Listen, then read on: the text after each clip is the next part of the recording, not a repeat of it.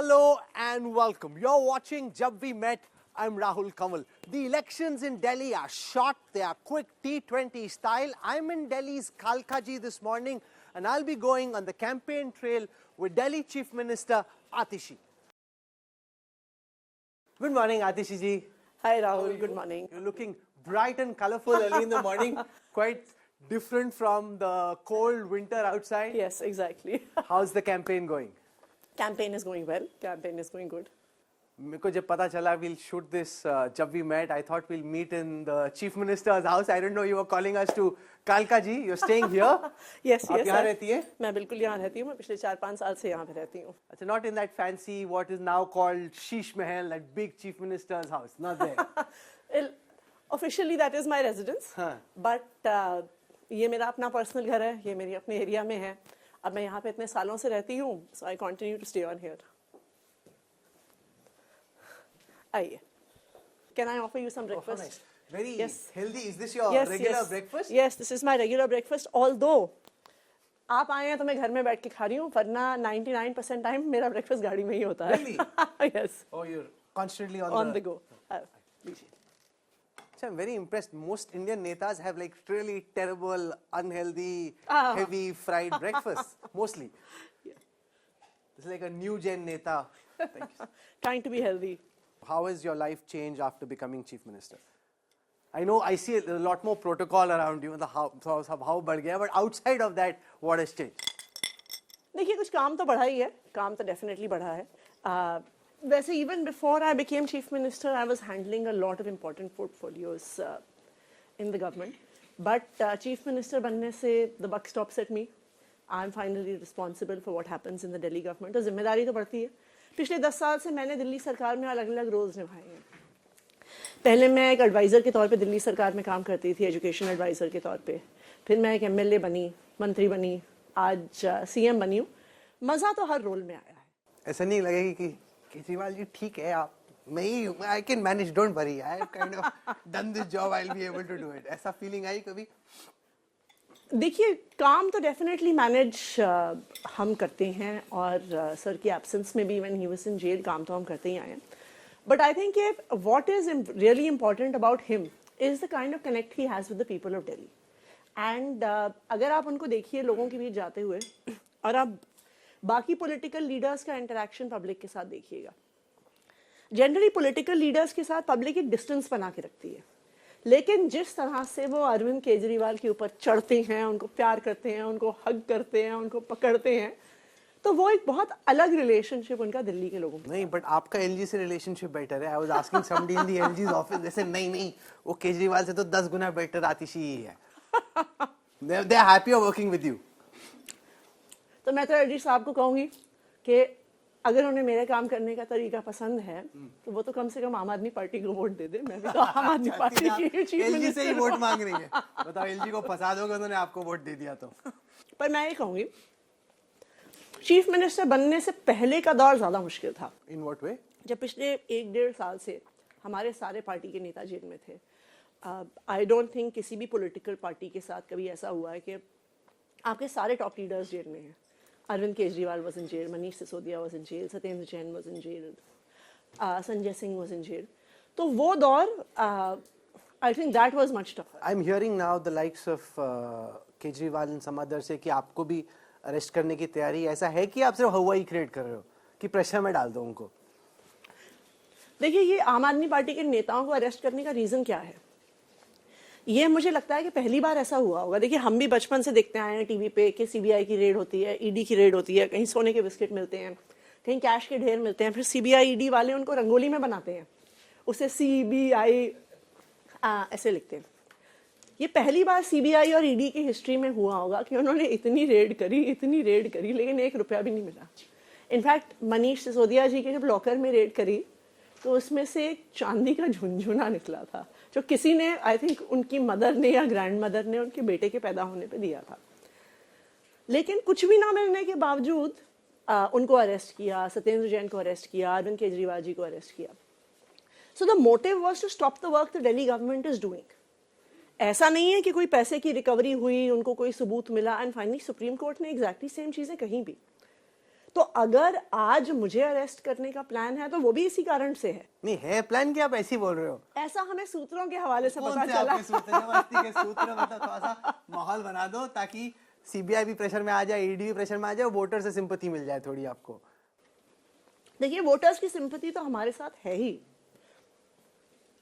दिल्ली के लोग भी तो देखते हैं, दिल्ली के लोग भी तो देख रहे हैं कि किस तरह से आम आदमी पार्टी के, दिल्ली सरकार के, अरविंद केजरीवाल के पीछे ही पड़े हुए हैं।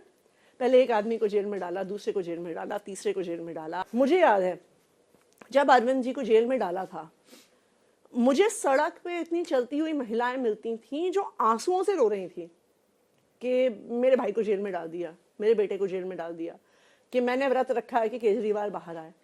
तो सिंपैथी तो लोगों की है ही। वो देख रहे हैं कि एक तरफ बीजेपी है जो हमारे पीछे पड़ी हुई है, और दूसरी तरफ अरविंद केजरीवाल है, आम आदमी पार्टी वाले बेचारे हैं जो इतनी मुश्किलों के बाद भी लड़ के झगड़ के मुश्किल सिचुएशन में दिल्ली वालों के लिए काम कर रहे हैं। तो सिंपैथी तो दिल्ली वालों की हमारे साथ ही है। I see you got some lovely childhood photos over there. Can you walk our viewers through some of those photographs?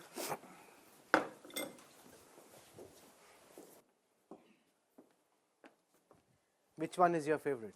So this is one of my favorite pictures. This is a picture of my sister and me. I think I would have been 1 or 2 years old. My sister is 5 years older than me, and she's a very protective older sister. So which you can see from 40 years back as well. पढ़ाकू type की थी क्या सारी में एकदम आप scholar studious? ये एक फोटो है जब मैंने ऑक्सफोर्ड में अपनी पढ़ाई शुरू करी थी. So this is from maybe 2001. Are people in your closest family happy about what you're doing, or are they a bit concerned कि कहाँ जाके फंस गई या हमारे तरह के लोग इस तरह का काम नहीं करते हैं? What's the vibe? नहीं, they are happy. उनको लगता है कि कुछ अच्छा काम कर रहे हैं, लेकिन अब बीच बीच में जब सब लोग जेल जाते हैं तो थोड़ा डर तो उनको भी लगता है. क्या बोला कि तुम भी जाओगी? अच्छा, ये भी होता है कि जैसे अभी हम सोर्सेज की बात कर रहे थे, कई बार ऐसी खबर आती है कि कल ईडी की रेड होने वाली है यहाँ पे भी, कहीं पर भी. तो फिर घर वालों को भी बताना पड़ता है, पेरेंट्स को भी बताना पड़ता है कि हो सकता है कि कल सुबह 1 घंटे बजे तो ईडी वाले हो दरवाजे पे. Parents tell you when you tell them कि ईडी वाले आने वाले हैं? कुछ आपकी प्रिपरेशन है कि अगर ईडी आएगी तो आपने क्या तैयारी की? गिवन देम अ मैसेज कि क्या करना है कि नहीं करना है? उनको बस यही बोला मुझे कि मुझे बता के दरवाजा खोलिएगा. मैंने आपके जो लीडर्स हैं उनसे कई जेल की कहानियां सुनी हैं from all those who went. So obviously you would have heard the same stories as well. So does it play on your head कि मेरा नंबर कब आएगा? See, I don't think it weighs on me personally, but definitely families पे असर पड़ता है. There's no doubt about that. The one incident I always remember is Manish Sisodia जी's wife ने मुझे एक बार ये चीज़ कही थी, और मैं तो अपने पार्टी के नेताओं की परिवारों को सलाम करती हूँ कि जितनी मुश्किल, देखिए जो पॉलिटिक्स में आया है, जो चुनाव लड़ रहा है, जो मंत्री है, जो एमएलए है, जो एमपी है, उसकी कहीं ना कहीं उसको पता है कि हम अपने से ज़्यादा पावरफुल लोगों को टेक ऑन कर रहे हैं, तो हो सकता है कि कुछ भी हो जाए. लेकिन हम, our families didn't opt for this.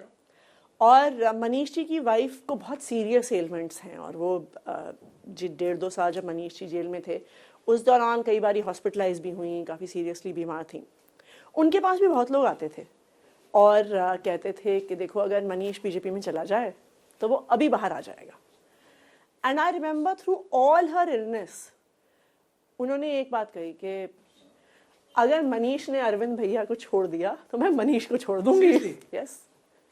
So I think you have to salute that kind of courage, because obviously it's not easy for families, but if it hadn't been for their courage, मुझे नहीं लगता कि अगर हमारे परिवार वालों ने अपनी हिम्मत हार दी होती, हिम्मत खो दी होती, तो फिर और भी ज़्यादा मुश्किल होता. Interesting. Come, I see there are people waiting for you. Let's head out.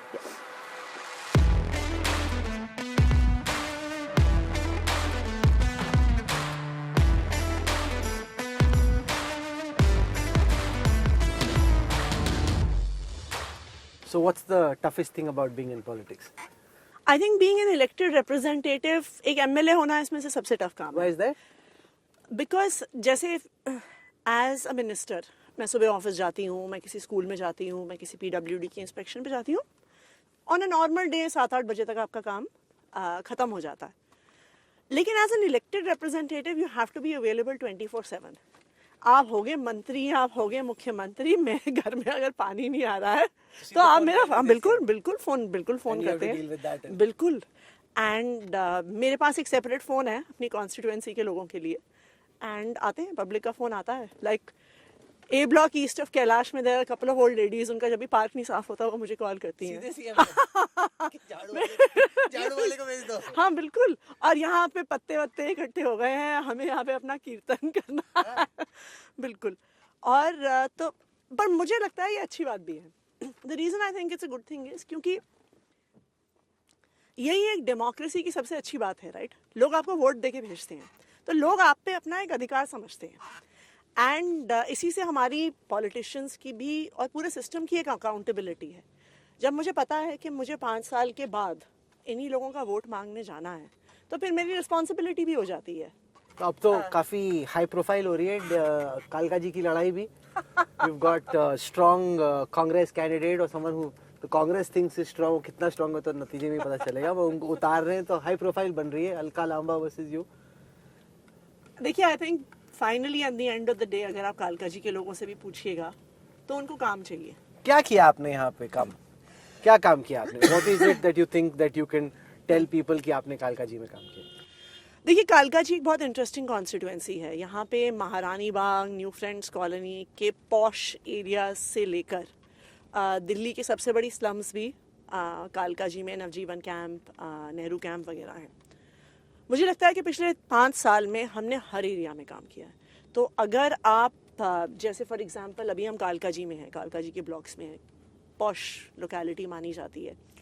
अगर जिस सड़क पे हमारी गाड़ी चल रही है वो सड़क मैंने अपने एमएलए फंड से बनवाई है, एंड अगर आप इस तरफ से जो भी पार्क से हम गुजरे हैं, तकरीबन सब पार्क्स में स्विंग्स हो गए, ओपन जिम्स हो गए, लाइट्स हो गए, वॉकवेज हो गए, जो इस एरिया की रिक्वायरमेंट है वो हमने किया है।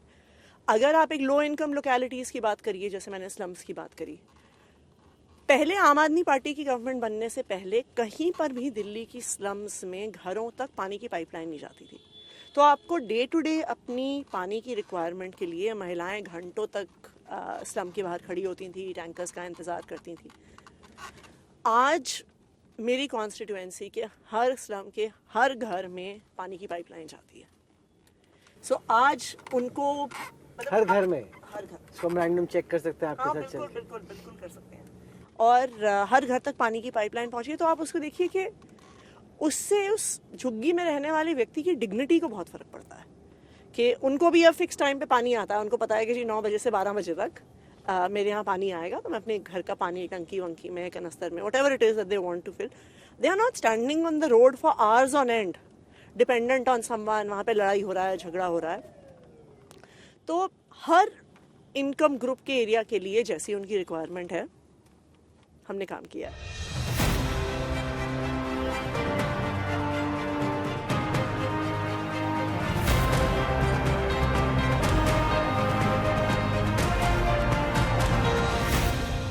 We've now reached a Mohalla clinic in Srinivas-Puri in Atishi's constituency. The big challenge, Chief Minister, from my perspective, for the AAP model of governance is, what is it that you can promise to the voters this time outside the achievements that you claim that you've got on education? Say, we've come to a Mohalla clinic, so healthcare. You know, what next? Because voters are always looking for more. ये हो गया, school आपने कर दिया, अस्पताल कर दिया, अब नेक्स्ट क्या है? देखिए, इसमें 2 चीज़ें हैं। एक तो दिल्ली के वोटर्स को अब ये पता है कि ये जो सारी फैसिलिटीज़ हैं ये आम आदमी पार्टी ही देने वाली। आपने इतने बड़े फोटो लगा रखी हो तो आप छोड़ते ही नहीं हो मौका बताने का। नहीं, आप ये भी तो देखिए कि अब जैसे जो दिल्ली में रहता है, उनके इतने फ्रेंड्स और रिलेटिव्स हैं जो फरीदाबाद में रहते हैं, गाजियाबाद में रहते हैं, तो जो दिल्ली में 24/7 बिजली आती है और वहाँ पे 6-6 घंटे के पावर कट लगते हैं, तो they can see the difference. या फॉर एग्जांपल अगर आप गवर्नमेंट स्कूल्स भी देखनी चाहिए, दिल्ली के बॉर्डर पे जो सारे गवर्नमेंट स्कूल्स हैं यूपी और हरियाणा के बॉर्डर पे, उन सारे स्कूल्स में यूपी और हरियाणा के बच्चे आते हैं। क्यों? क्योंकि वहाँ पे है नहीं। तो दिल्ली के लोगों को ये पता है कि ये सब जो अच्छे स्कूल, मोहल्ला क्लिनिक, हॉस्पिटल्स, 24/7 इलेक्ट्रिसिटी, ये सिर्फ आम आदमी पार्टी दे सकती है। नहीं, पर जब भी हम किसी भी आपके नेता के साथ इस तरह के मोहल्ला क्लिनिक या किसी स्कूल में गए ना, सोशल मीडिया पे बीजेपी वालों का रिएक्शन होता है, बॉस ये अपने बेस्ट वालों में ले आते हैं, इनका नॉर्मल ऐसा है ही नहीं, स्कूल इनका नॉर्मल मोहल्ला क्लिनिक है नहीं, ये सिर्फ पीआर में लगे हो और आप इनके साथ लगे हुए हो। मैं आपको, मेरी असेंबली एरिया में जहाँ पे हम कालका जी में हैं, अब 8 मोहल्ला क्लिनिक है, आप किसी में कहिए मैं आपको ले जाऊंगी, राइट? आप लोगों को पता था कि चीफ मिनिस्टर आ रही है इसलिए आए हो या पहले से थे यहाँ पे? हाँ, सच बताओ। मैं बता रहा हूँ, इनके मीडिया वालों ने आपको पहले बता दिया और भेज दिए। सब बढ़िया दवाई मिलती है, सब कुछ इलाज होता है। पहले हर कोई सोचता था, लेडीज होती थी, क्या सोचती थी कि बच्चों को कोई तबीयत खराब हो तो हॉस्पिटल भागते थे, इधर उधर जाते थे। जब से मोहल्ला क्लिनिक है, मैं खुद इसकी गवाह हूँ, 2021 से मैं एलोपैथी की दवाई नहीं खाती थी, लेकिन जब से मोहल्ला क्लिनिक खुला है मैं इन्हीं की दवाइयों से ठीक होती हूँ। आपकी मेंबर तो नहीं हो, सच बताओ। Where's the doctor in all this? यहाँ पे। नमस्कार डॉक्टर साहब, कैसे हैं? नमस्ते डॉक्टर साहब, कैसा चल रहा है आपका मोहल्ला क्लिनिक? हाँ, कितने पेशेंट आते हैं दिन में? मोस्टली 100-130 के अराउंड अच्छा, एवरेज हो जाते हैं। क्या प्रॉब्लम है यहाँ पे सबसे बड़ी? मोस्टली मुझे सीजनल ज़्यादा होते हैं। हाँ। जैसे मैम आई है, थ्रोट पेन के साथ आई है, फीवर एंड फंगल इन्फेक्शंस। वैसे मेरा भी गला खराब है। आप गई हैं कभी खुद अपना इलाज कराने मोहल्ला क्लिनिक? एक्चुअली मैं नहीं गई, मतलब ये सच्चाई है कि मैं नहीं गई। आप कहाँ जाती हैं? आप जाती मेदांता वगैरह? मैं हॉस्पिटल एक्चुअली जाती कम हूँ, मैं डॉक्टर के पास जाती कम हूँ। According to you, how can the mohalla clinic model be made better? आपकी क्या प्रॉब्लम्स हैं और आप सरकार से या ब्यूरोक्रेट से और क्या चाहते हैं? देखिए, मोस्टली यहाँ पे जो पेशेंट्स की रिक्वायरमेंट है, इनको भूल जाओ, मत भूलिए इनको। ऐसे मैंने उनको पीछे कर दिया, आप इनको छोड़ दो, आप बताओ सीधे कि क्या प्रॉब्लम्स हैं। मोस्टली जो पेशेंट की रिक्वायरमेंट होती है वो तो जो एक्सपेक्टेशन से आते हैं, वो तो टेस्ट के एक्सपेक्टेशन से आते हैं, और दवाइयाँ उनको जो प्रॉपर मिलनी चाहिए बस उसके लिए आते हैं। बीच में एक फेज आया था जब काफी दिक्कत भी आई थी। And why was that? देखिए, आपको तो पता है कि तब बीजेपी की जो सेंट्रल गवर्नमेंट है, ऑफिसर्स के माध्यम से, एलजी साहब के माध्यम से कुछ ना कुछ तो करती रहती है हमारे काम रोकने के लिए। बट तो बीच में एक दौर आया था कि जब मोहल्ला क्लिनिक में भी दवाइयों की दिक्कत हुई थी, बीच में टेस्ट भी रुक गए थे। बट जैसे बाकी सारे काम हमने लड़ झगड़ के करवा लिए, अब किसी ना किसी तरीके से we have got it back on track. But आप ये देखिए ना राहुल जी, मतलब ये एक सरकारी क्लिनिक है, ये कोई सोच नहीं सकता। मतलब क्यों, इसमें ऐसा भी कौन सा बहुत कोई वीआईपी है क्लिनिक में? वीआईपी है, साफ सुथरा है, वेल मेंटेन्ड है। देखिए, आप इस बात को समझिए, एक आम परिवार के लिए अपने डे टू डे खर्चे चलाना आसान नहीं होता। जितने पैसे एक तारीख को एक फैमिली को मिलते हैं, एक लोअर मिडिल क्लास फैमिली को अगर आप देखिए, जितने उनको पैसे मिलते हैं उसमें पूरे महीने का खर्चा चल जाए, वो आसान नहीं होता। तो जो आम आदमी पार्टी ने किया है, जो दिल्ली सरकार ने किया, अब आप देखिए कि डे टू डे बेसिस पे आपको बिजली फ्री मिलती है। एक लोअर मिडिल क्लास परिवार को अगर आप यहाँ पे लोगों से पूछिए, उनके बिजली के बिल के बारे में पूछिए, ज़्यादातर लोगों का बिजली का बिल 0 आता होगा। उनको बिजली फ्री मिल रही है, उनको पानी फ्री मिल रहा है, उनको यहाँ पे इलाज बिल्कुल फ्री मिल रहा है। वरना सर्दियों में जैसे रूटीन में वायरल फीवर, सर्दी खांसी, हर व्यक्ति सर्दी के मौसम में 2-3 बार तो डॉक्टर पे हो ही आता है, विच मीन्स 3-4। आपकी हवा इतनी माशाल्लाह है, पोल्यूशन आपने हमें इतना दिया है कि मौसम एक है और खांसी दूसरी। ये पोल्यूशन आपने ठीक नहीं किया। आपने इतना बोला कि पंजाब में हमारी सरकार बनेगी, हम ऐसे ठीक कर देंगे, ऐसे ठीक कर देंगे। मार्जिनल इंप्रूवमेंट हुई है, लेकिन ऐसी कोई आपने पंजाब में स्टबल बर्निंग 70% कम हो गई है। मैं दिल्ली की पोल्यूशन की बात कर रहा हूँ। देखिए, दिल्ली की जो पोल्यूशन है उसमें से दिल्ली का कंट्रीब्यूशन नहीं है। जब आप सरकार में नहीं थे तब तो आपने बोला Punjab is the problem, Punjab is the problem. You made it seem as if it was all coming from Punjab. 2 things. Number 1, stubble burning. नमस्ते आंटी, कैसे हो जी? मैं ठीक हूँ, आपकी तबीयत कैसी है? सेल्फी ले लेते हैं आंटी, आप और मैं। अच्छा, ले ले। ठीक है जी, भिजवा देंगे आपको। Yes, let's come back to the pollution. देखिए, पोल्यूशन में आपको ये समझना पड़ेगा कि पोल्यूशन दिल्ली की बाउंड्री पे कोई दीवार नहीं है। नमस्कार जी, दिल्ली की बाउंड्री पे कोई दीवार नहीं है कि पोल्यूशन दिल्ली के अंदर से दिल्ली का ही पोल्यूशन रहता है। अगर आप दिल्ली को देखिए, जितना काम दिल्ली ने पोल्यूशन रिडक्शन के लिए किया है वो किसी ने नहीं किया। आज दिल्ली में कोई थर्मल पावर प्लांट नहीं है, दिल्ली है shut down thermal power plants. Delhi में कोई ईंट के भट्टे नहीं हैं, दिल्ली में डीजल बसेस नहीं है, लेकिन अगर आप एनसीआर वाले रीजन को देखिएगा, दिल्ली में है shut down it's thermal power plants, but Delhi के अगर आप एनसीआर रीजन में देखिएगा तो 11 highly polluting thermal power plants हैं। आप ईंट के भट्टे देखने जाइए, दिल्ली के बाहर एनसीआर के एरिया में 3,500 ईंट के भट्टे हैं which are highly polluting. No, but you're telling me the problem. I'm saying what's the solution beyond where we've reached? How do we? The solution is that the central government needs to bring together all the states of North India and solve the problem. It's not enough कि सिर्फ दिल्ली वाले करेंगे। अब दिल्ली में हमने अपनी सारी buses को हम धीरे-धीरे इलेक्ट्रिक में कन्वर्ट कर रहे हैं। Delhi has the second largest electric bus fleet in the world. In a few months, we will have the largest electric bus fleet in the world. लेकिन आनंद विहार बस अड्डे पे इलेक्ट्रिक बस होने का क्या फायदा है जब सड़क पार करके कौशाम्बी के बस अड्डे पे सारी डीजल की बसेस हैं? No, that's an important point.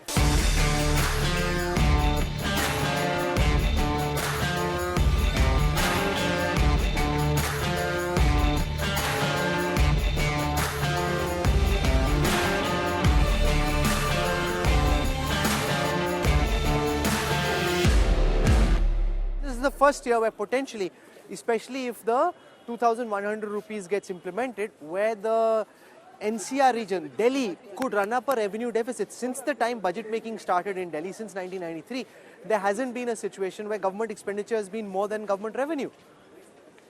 देखिए, अगर आप देश भर में बीजेपी की गवर्नमेंट देखिए, ये हम पे सवाल पूछते हैं कि हम सब कुछ फ्री देते हैं।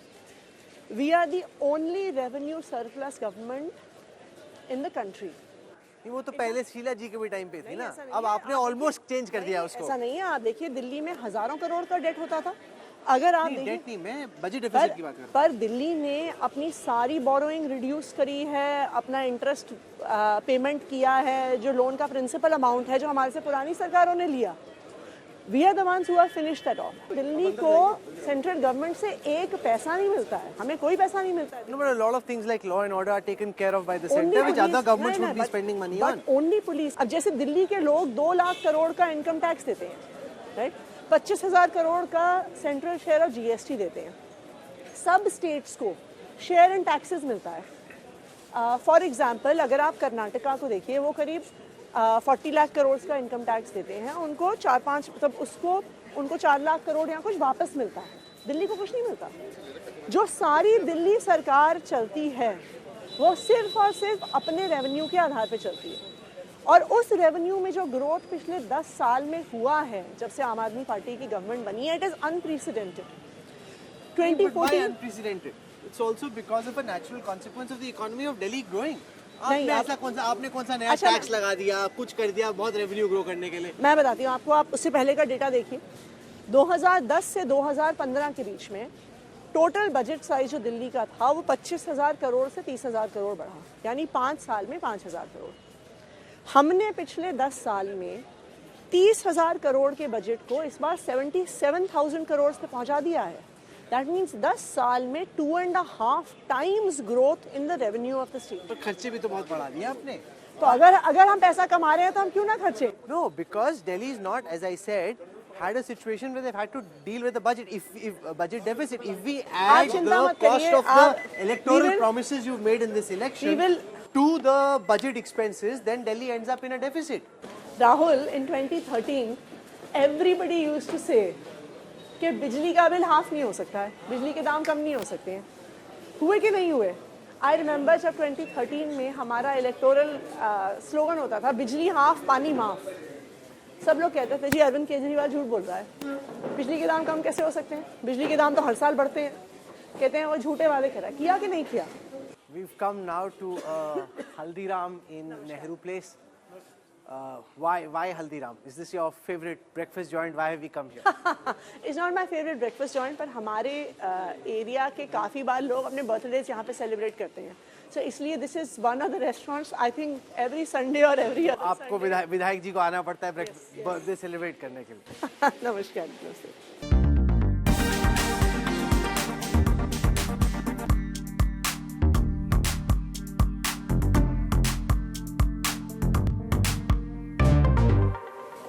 नमस्कार जी। आप क्या लेंगी? डोसा होगा आपके यहाँ? एक मसाला डोसा लीजिएगा। मैं भी मसाला डोसा लेके।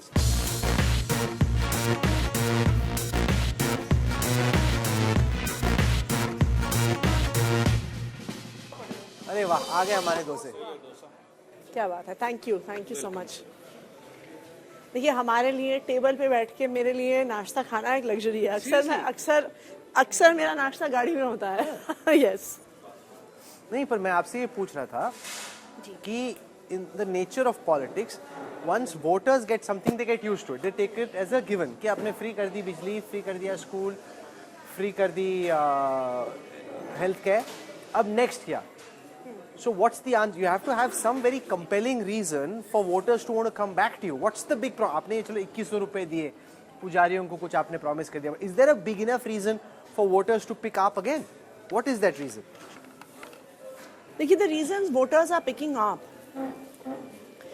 is because they have seen a substantive difference in their lives. For the woman who has access to healthcare, when she would not have, इसको मोहल्ला क्लिनिक में फ्री दवाई मिलती है। पर आपका मॉडल सब कुछ फ्री का नहीं हो सकता ना, मतलब ऐसा है कि आपके मॉडल में सब कुछ फ्री है, उसके अलावा कोई इमेजिनेशन नहीं है, पॉलिटिकल इमेजिनेशन, गवर्नेंस इमेजिनेशन। आप क्या बात कर रहे हैं? आपने कभी ऐसा सोचा था कि गवर्नमेंट स्कूल के स्टूडेंट्स फ्रेंच सीखने के लिए पेरिस जाएंगे? So the point is that you are setting voters' expectations in a way that they get used to freebies or political reveries. तो उसमें गलत क्या है? मैं ये जानना चाहती हूँ कि अगर उनको बिजली फ्री मिलती है उसमें गलत क्या है? जब हमारे देश के प्रधानमंत्री अपने दोस्तों के लाखों करोड़ों के लोन्स वेव ऑफ कर देते हैं, उनको सब कुछ फ्री मिलता है, वो ठीक है। लेकिन एक आम परिवार को 200 यूनिट बिजली फ्री मिल जाती है तो उससे सबको दिक्कत है। नहीं, जैसे आपने बोला कि आप महिलाओं को 2100 रुपए देंगी as part of your महिला Samman Yojana. Yeah. It's a strange situation where your party is in power और आप प्रॉमिस कर रहे हैं। आपने बजट में 1000 रुपए अनाउंस किया, आपने अब तक किया क्यों नहीं? नहीं, हमने कर दिया, हमने कैबिनेट में पास किया। क्यों पैसे नहीं मिले? नहीं, कैबिनेट में अब जाके पास हुआ है। नहीं, तो ये तो मैं बोल रहा हूँ 10 साल में अगर आपको करना था तो आपको पैसे दे देने चाहिए थे। आपकी पंजाब में सरकार है, आपने पंजाब में भी पैसे नहीं दिए। हमने ये प्रॉमिस फरवरी में किया था जब हमने अपना बजट पेश किया था कि हम 1000 रुपए देंगे। आपको भी पता है कि हमारे काम रोकने के लिए इन्होंने दिल्ली के सिटिंग चीफ मिनिस्टर को अरेस्ट कर दिया। तो ये तो सच्चाई है कि कुछ महीने तक देर हुई ये स्कीम आने में। उसके बाद फाइनली 1 महीने पहले ये स्कीम कैबिनेट में पास हुई है, अभी अंडर प्रोसेस है। बट मध्य प्रदेश में, महाराष्ट्र में women were getting the money. Ladli Behna हो, लड़की बहन हो, तो यहाँ पे पैसा आपने एक झुनझुना सा दिखा दिया कि देंगे आपको। आप दिल्ली की महिलाओं के जाके पूछिए कि उनको क्या लगता है, अरविंद केजरीवाल पैसे देगा कि अरविंद केजरीवाल पैसे नहीं देगा। आपको दिल्ली की महिलाएं ये बता देंगी कि अगर अरविंद केजरीवाल ने कह दिया है तो वो पैसे जरूर देगा। But we also saw all the bureaucrats come and speak against it. कि why this scheme has not been approved, it's not. This is the first time something like this has happened, where the government says it wants to do something. आप ही के government के बाबू लोग बोल रहे कि boss नहीं, ऐसा नहीं हो रहा कुछ। जो हमारी संजीवनी स्कीम है या 2100 का प्रॉमिस है, ये हमारी पार्टी का प्रॉमिस है, ये हमारा मैनिफेस्टो प्रॉमिस है। How is the government involved in this? अब आप अफसरों की भी स्थिति समझिए, उनको केंद्र सरकार से डंडा किया जाता है, उन पे प्रेशर बनाया जाता है, तो वो दबाव में आके कुछ अफसर गलत काम कर देते हैं। बट उन पे नंबर 1 हम जरूर एक्शन लेंगे। और दूसरी बात, You will take action against the officers who opposed your government's decision. Of course महिला सम्मान योजना का डिसीजन दिल्ली कैबिनेट ले चुकी है, उसको नोटिफाई कर चुकी है उस कैबिनेट डिसीजन को। तो कैसे एक झूठी एडवर्टाइजमेंट निकाल रहा है विभाग? बिल्कुल उन अफसरों पे एक्शन होना चाहिए। हिपोक्रेसी नहीं है इसमें आतिशी जी, because you have a government in Punjab with Bhagwant Mann. If this scheme is so important to you, why aren't women in Punjab getting this money? They will. It has been 2.5 years since our government has been formed in Punjab. We still have 2.5 years. हमने बहुत सारे election promises किए थे। हमने कहा था हम बिजली फ्री देंगे, हम दे रहे हैं बिजली फ्री। हमने कहा था नहीं मिला ना अभी। नहीं मिलेगा। देखिए, कोई भी पार्टी जो चुन के आती है, कोई भी सरकार बनाता है तो 5 साल के समय के लिए बनाता है। 5 साल के बाद आप हमारे पास आइएगा। अगर हमने 5 साल में पंजाब में नहीं दिए पैसे तो आप हमसे ये सवाल पूछ सकते हैं। पर ये 5 साल की आप बात कर रहे हैं, 5 साल में तो आपने बोला था कि आप यमुना साफ कर देंगी, अब आप बोल रहे हो सॉरी हम कर नहीं पाए। Yamuna is as dirty if not worse than it was. देखिए, ये सच्चाई है, यमुना साफ नहीं हो पाई और इसका ये रीज़न रहा स्पेशली कि जो हमारे मिनिस्टर्स, स्पेशली सत्येंद्र जैन जो इस पे काम कर रहे थे, उनको अरेस्ट किया गया, अरविंद केजरीवाल जी को अरेस्ट किया गया। तो सेंट्रल गवर्नमेंट ने दिल्ली सरकार के काम रोकने में कोई कसर नहीं छोड़ी, लेकिन इनके सारे एफर्ट्स के बाद ये तो 20 राज्यों में सरकार है इनकी। कोई एक हमें सरकार दिखा दें जो हमारे काम से मैच कर सकती हो। ठीक है, मैं ये कहती हूँ कि हम 100% अपने प्रॉमिसेस नहीं पूरे कर पाए, कुछ रह गए, लेकिन जितना काम हमने 10 साल में किया है, मुश्किल सिचुएशन में किया है, लड़ के किया है, एलजी ऑफिस के अंदर धरना दे के किया है, वो एक स्टेट बता दें जहां पे 24/7 इलेक्ट्रिसिटी देते हैं।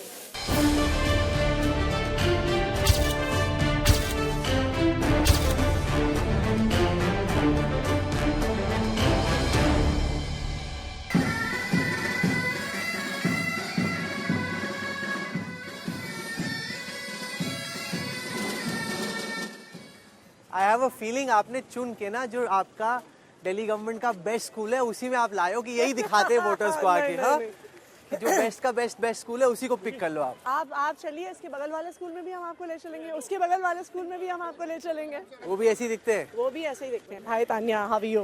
Very well, thank you. आज हमारे स्कूल में Tania Sachdev, who's a world chess champion, we are felicitating her and she is going to be interacting with some of our young chess players. Our chess players are doing very well. Yes, sir. And hopefully we'll have many from Delhi do well in the future as well. Hi, नमस्कार, कैसी हैं ma'am? जय श्रीमान SKV Veer Savarkar का आपका हार्दिक स्वागत है। जय श्रीमान।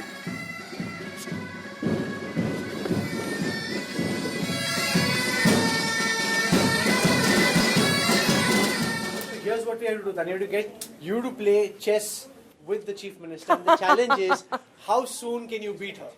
Yeah, I'm sure she can beat me very soon. She is a world chess champion. So when I played with Vishwanath Anand, he beat me in 4 moves. So let's see how quickly you can do it. I will say, ma'am, that when it comes to competitive chess play, I don't show much sympathy. So तो डरा रही है भाई पहले से। आइए हो जाए दंगल। So here we have chess champion Tanya Sachdev versus Delhi Chief Minister Atishi. So what's your strategy? How do you intend to do this? I intend to keep my king as alive as long as possible. Defensive लग रहा है। this is actually quite an aggressive move on move 1, and ma'am, it's a good move because you control the center over here on the board, and I think this is the right one of the better moves in the opening. ये तो बहुत सोच के खेल रही है। क्या कर रहा इनको स्ट्रेस आ रहा है कि जल्दी नहीं हारना है। So you have to do it really quickly. You have to kill her really quickly. That's the thing. The longer she lasts, the better she is. She's actually playing very good moves here. Really? So no big mistakes so far.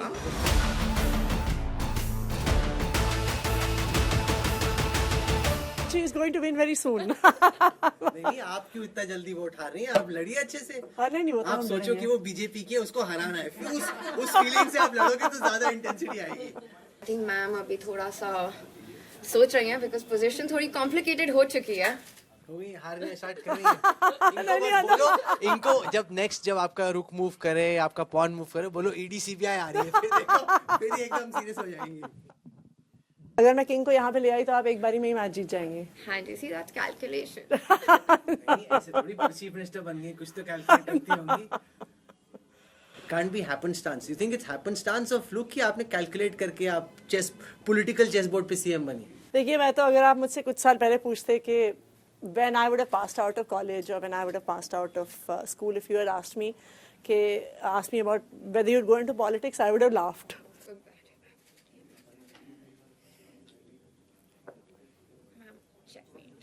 Checkmate हो गया। तो इतने हल्के से क्यों बोला checkmate? जोर से बोलना चाहिए, चेस चैंपियन ने दी मार। आपने But you think she did well? She did very well and ma'am, it was such a pleasure to play and I hope कि ये गेम आपको इंस्पायर करे कि आप थोड़ा और चेस खेलें because it's a beautiful sport. आइए, we'll show you some of the school as well. Come.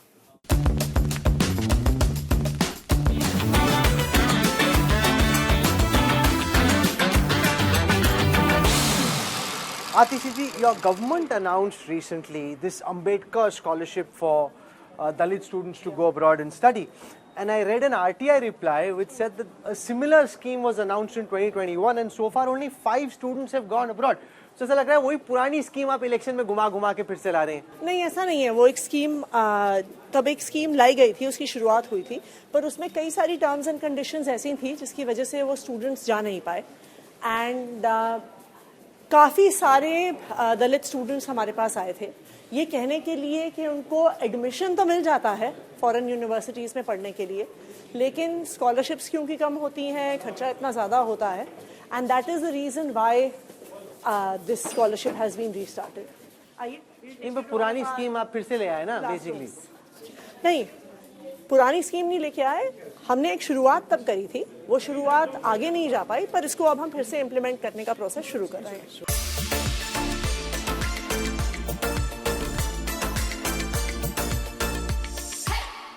क्या सीख रहे हैं आप लोग आज? क्या पढ़ रहे हैं आप लोग? तो कैसी चल रही है आप लोगों की पढ़ाई? अच्छी चल रही है? आपको स्कूल आना कैसा लगता है? बहुत अच्छा लगता है? सच सच बताइए। हम तो जब आपकी एज पे थे हमें तो स्कूल आना अच्छा नहीं लगता था, हम तो कहते थे कि ये ऐसे ही बोल रही बहुत पढ़ती थी स्कूलर टू से कि अच्छा नहीं लगता था। आप तो सुबह सुबह जाती होंगी, लास्ट निकलती होंगी स्कूल से। When it comes to schools and given how academics is close to what you want to do, what next beyond trying to improve schools at the first level of primary education? What next in the next 5 years? देखिए, एक तो ये है कि सारे schools को अच्छा करना, और अभी कितने हो गए होंगे आपके हिसाब से? देखिए, इंफ्रास्ट्रक्चर के टर्म्स में तो मुझे लगता है 70-80% स्कूल्स में इम्प्रूवमेंट आ गया होगा। आपके हिसाब से पहले और अब में क्या फर्क है मैम? सर, इंफ्रास्ट्रक्चर बहुत इम्प्रूव हुआ है। जो आउटसोर्सिंग करिए सैनिटेशन वर्कर्स की, उससे जो नीटनेस और क्लीननेस आई है, जो आप हमारे वॉशरूम देख सकते हैं, they are at comparable to the public schools. और sir, being the admission incharge, यहाँ पे बच्चे पब्लिक स्कूल छोड़ के आए हैं। मैं आपको बता सकती हूँ, मैं तो इस एरिया की एमएलए हूँ, हमें इतनी सिफारिश आती है कि हमारा स्कूल में एडमिशन करा दो, पास में एक नंबर 2 स्कूल, वहाँ पे एडमिशन करवा दीजिए। 10 साल पहले कोई सोच नहीं सकता था कि गवर्नमेंट स्कूल में एडमिशन के लिए सिफारिश आएगी। डेस्क पहले टूटे हुए होते थे कई साल पहले, अब सारे डेस्क जो है ब्लू डेस्क है। मैंने पढ़ाई दिल्ली गवर्नमेंट स्कूल से की है, डीडीएफ फ्लैट वाले स्कूल से। तो इंफ्रास्ट्रक्चर तो मैं खुद एक्सपीरियंस एज ए स्टूडेंट भी, एज ए टीचर भी। तो आप जब स्टूडेंट थी तब कैसा था? मैम दरी पे ही बैठा करते थे, और शायद कभी कभी वो भी नहीं मिलती थी।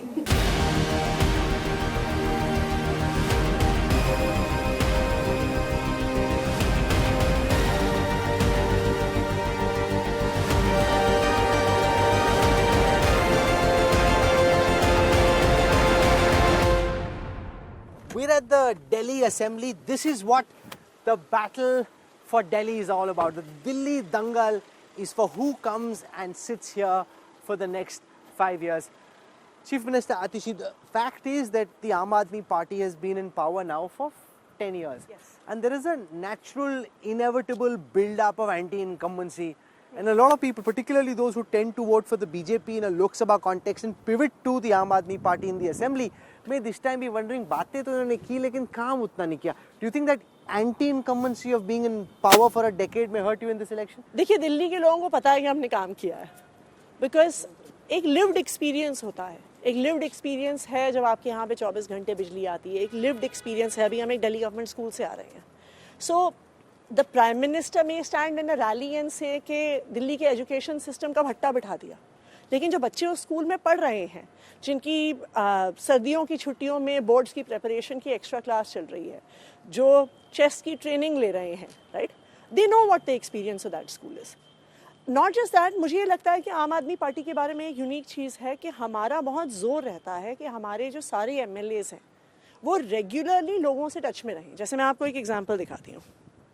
अब ये मेरा फ़ोन है, इसमें मेरे पास अपने लोकेलिटी के सारे एरियाज़ के व्हाट्सएप ग्रुप्स हैं, राइट। सो इसमें अब मान लीजिए कि किसी को कोई प्रॉब्लम हो रही है तो वो उसमें वो बता देंगे। जैसे हमारे पे एक कंप्लेंट आई कल रात को 8 बजे कि the street light is not working, और यहाँ पे अभी 1:09 पे हमारे ऑफिस से किसी ने इन्फॉर्म कर दिया कि BSES is attending the complaint. तो हम लगातार, और ये ऐसा नहीं है कि सिर्फ मैं कर रही हूँ, हमारे MLAs लगातार लोगों से टच में हैं, उनकी प्रॉब्लम सॉल्व करते हैं। Now that Kalkaji election will become very exciting. Ramesh Biduri, you got Alka Lamba, BJP and Congress have both put up big names. सब आपको मतलब फंसाने के चक्कर में है कि इनका काम खराब कर दो। The people of Kalkaji, like all other people, finally want work.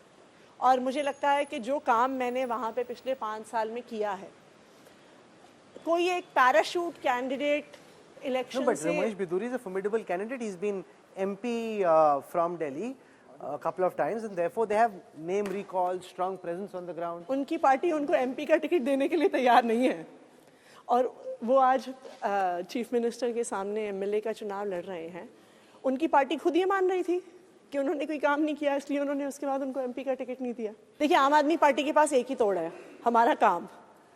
अगर आप देखिए, one of the big differences, yesterday there was the prime minister had a rally, 43 minutes he spoke attacking Arvind Kejriwal, attacking the Aam Aadmi Party government in Delhi, right? उनके पास ये तो बताने को नहीं था कि उन्होंने दिल्ली में क्या किया। 10 साल के बाद उन्होंने 3 कॉलेजेस का फाउंडेशन स्टोन रखा है। वो सेंट्रल गवर्नमेंट में है, उनके पास लाखों करोड़ का बजट है, वो क्यों यहाँ पे स्कूल नहीं बना सकते थे? वो क्यों यहाँ पे कॉलेजेस नहीं बना सकते थे? वो क्यों दिल्ली में नए हॉस्पिटल्स नहीं बना सकते थे? दिल्ली में आधी सरकार तो उनकी है।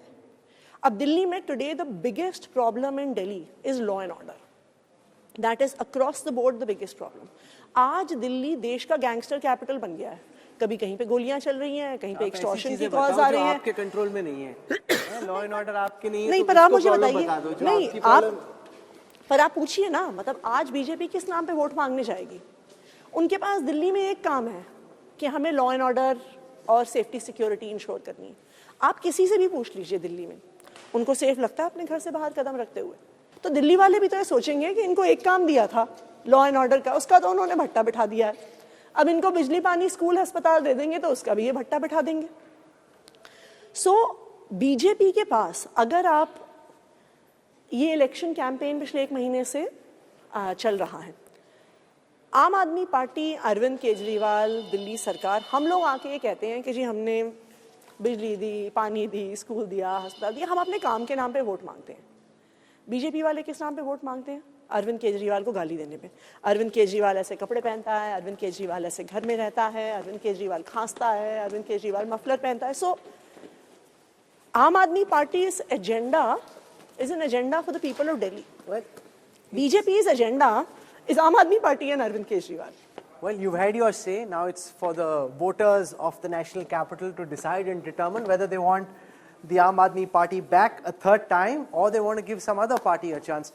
Chief Minister, it's been fascinating spending the morning with you. Thank you for taking out time and all the very best. Thank you so much. Thank you for joining me on Jab We Met. Thank you.